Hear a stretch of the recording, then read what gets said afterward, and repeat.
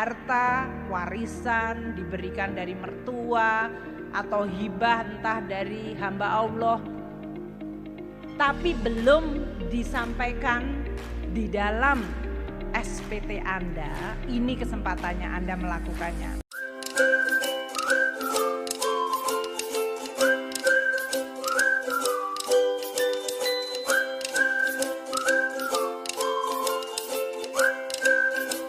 Bagian ketiga, program pengungkapan sukarela. Ini yang sering ditanyakan.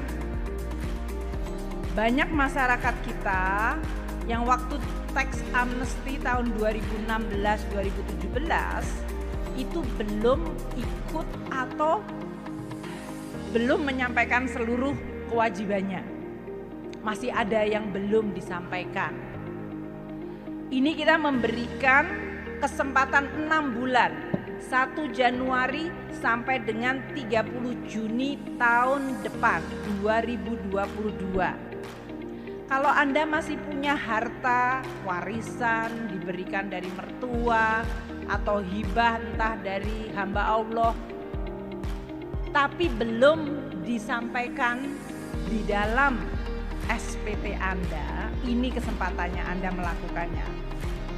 Kalau harta itu diperolehnya sebelum Desember 2015, yang harusnya waktu itu ikut tax amnesty, tapi belum, maka sekarang bisa ikut di dalam kesempatan ini. Rate-nya pasti lebih tinggi dari tax amnesty dulu, karena itu adil dong. Yang dulu sudah ikut kan diberikan pemihakan.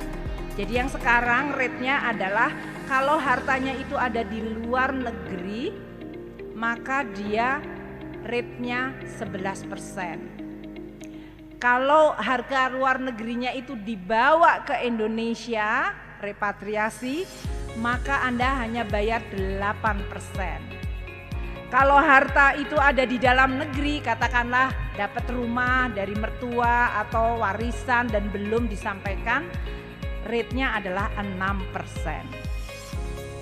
Nah, ini berlaku hanya 1 Januari sampai dengan 30 Juni.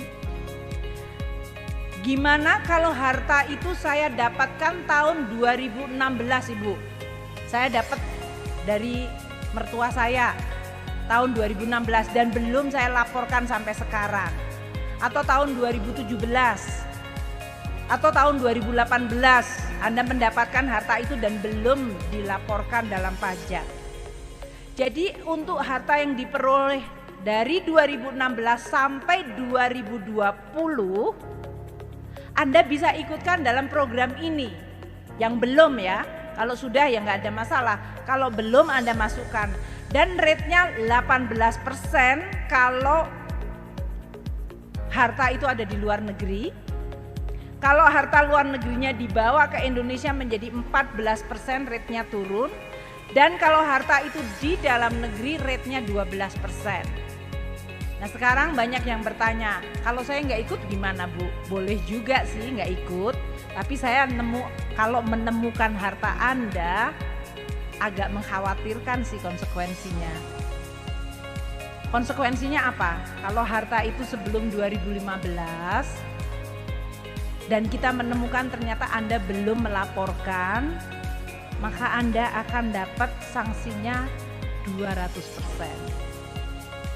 Jadi kalau Anda punya rumah sebelum 2015 belum disampaikan, atau mobil apapun, harta apa saja, emas, belum dilaporkan, dan nanti kita ketemu, Anda harus bayar 2 kali dari harta tersebut. Capek dong. Jadi mendingan ikut aja sekarang. Yang tadi dapatnya 11% kalau luar negeri, atau kalau dalam negeri 6%. Jauh lebih ringan dibandingkan sanksi 200%. Kalau harta itu antara 2016 sampai dengan 2012, kita juga akan mengenakan sanksinya tadi, yaitu 25% pajak badan, 30% untuk orang pribadi, 12,5% plus sanksi 200%. Jadi sanksinya cukup tajam. Terus Anda tanya, Ibu nggak bakalan tahu lah, beneran nih.